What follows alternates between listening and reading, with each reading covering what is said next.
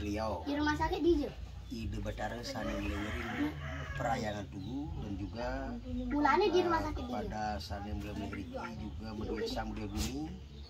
Dan tidak lupa kita harus juga sungkeman kepada beliau, roh para pahlawan yang telah gugur di pada masa revolusi, karena di sana ada situsnya.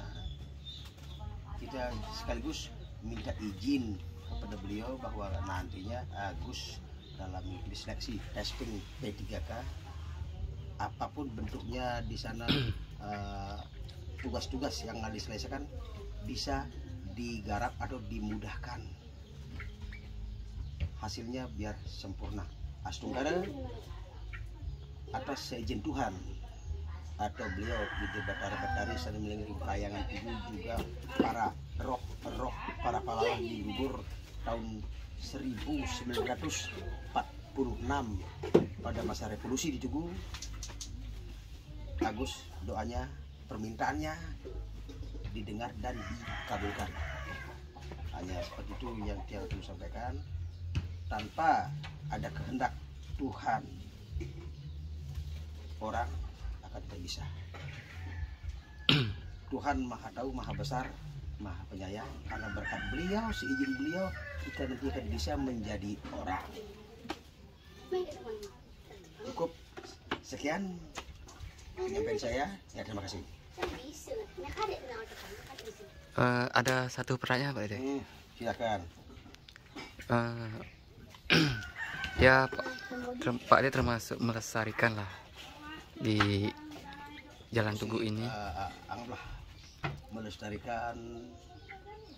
Yang pertama itu ring tempat situs perjuangan. Kebetulan juga ada sebuah pura-pura yang didirikan karena kita di Hindu percaya tempat itu ada yang ngelimuhin bahasanya. Dan kita tidak lupa juga kita di sana kan ada sebuah di selatannya itu ada Padma. Padma itu apa namanya? Pura. Namanya yang paling selatan? Yang itu boleh disebut Padma karena di sana kita setanakan beliau. Padma itu tempatnya para dewa-dewa, atau juga disebut tempatnya Tuhan yang paling tinggi. Yang pura sebelahnya disebut juga dengan Buddha Patih atau penunggun Tegal. Dan yang sebelahnya itu lagi utaranya ada yang disebut Lebuh Lebah. Pura itu didirikan atas konsep Hindu. Di Bali tempat situ-situ harus dibuatlah pura tempat pengastiti. Dan yang tidak lupa di baratnya ada, secara langsung kita lihat ada situs monumen perjuangan. Nah, perjuangannya ini namanya nama resimen lah, Resimen Amartayuda, dan tubuhnya juga disebut Tugu Amartayuda. Dibuatnya satu monumen itu atas dasar untuk menghargai jasa-jasa para pahlawan yang telah gugur di zaman revolusi dulu. Itu tujuannya dibuat itu. Nah, makanya kita sekarang membuatnya itu untuk menghormati jasa-jasa beliau yang telah gugur di masa revolusi zaman dulu. Itu tujuannya. Nah, makanya saya pribadi selaku masyarakat, kebetulan juga saya ini kan anggota PPM Pemuda Pancamarga, karena saya terdekat, saya merasa tersentuh dan harus panggilan jiwa untuk menghormati situs perjuangan, dan apalagi kami Hindu untuk melestarikan dan subakti kepada Ide Batara Batari saling melingkari ring perayangan tubuh. Nah, hanya itu. Ada pertanyaan lagi? Nanti pas 17 Agustus ya sedikit saran yang mau melakukan upacara. Sebelum melaksanakan upacara, ya dari pihak sekolah maupun dari pihak manapun misalnya, adalah satu perwakilan untuk sembahyang keliling lah. Iya. Nah ini perlunya. Ini perlu saya sampaikan juga kepada publik sekaligus masyarakat luas. saya himbau dan saya sampaikan, adanya Tugu Monumen Perjuangan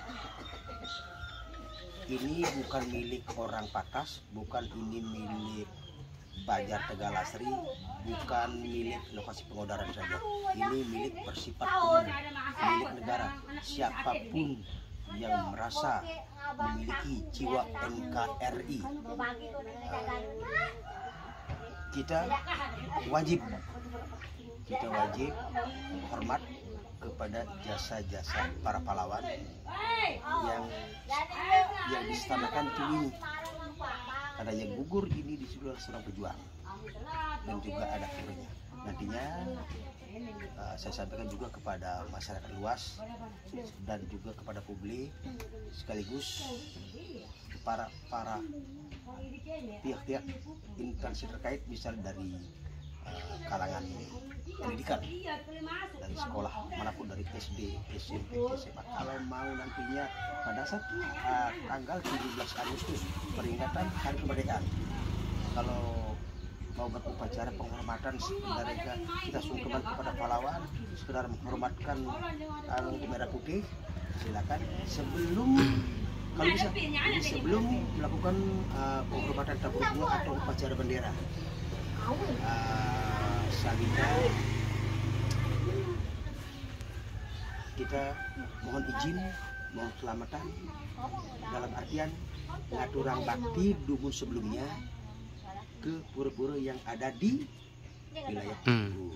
Itu tujuannya. Tujuan pertama kan kita sebelum melakukan upacara dalam pengertian mengingat secara tingkatan kecil, walaupun itu dengan sarana hanya dupa dan air atau filter, itu bisa. Kalau bisa juga didasari kalau ada dupa, canang sari dan filter, hanya itu saja cukup. Kalau kita ngomongin kalau memakai raka daksina pras pejati, saya tidak mengharuskan. Tergantung situasi dan kondisi, seperti apapun yang kita punya, untuk sarananya kita boleh. Tapi yang penting dasar kita harus dengan tujuan.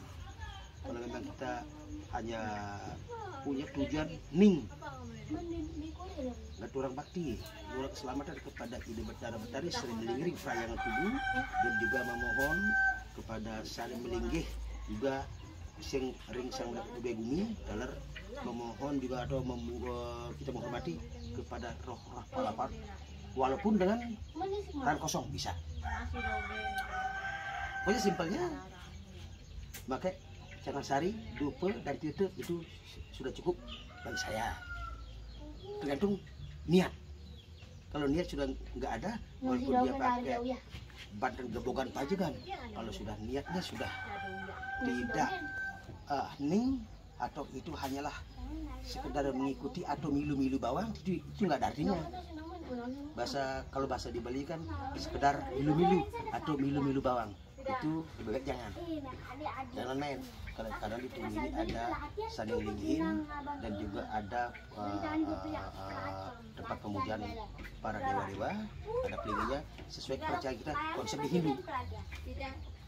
Makanya sebelum kita melakukan apapun kegiatan di area Tugu atau di wewidangan Tugu ini, saya hanya pesan sebagai masyarakat terdekat, karena saya paling dekat dengan ini, sebelum melakukan suatu kegiatan, minimal itu disebut boleh dikatakan ngenjip dupo atau menengang dengan walaupun dengan hanya canang sari sudah cukup.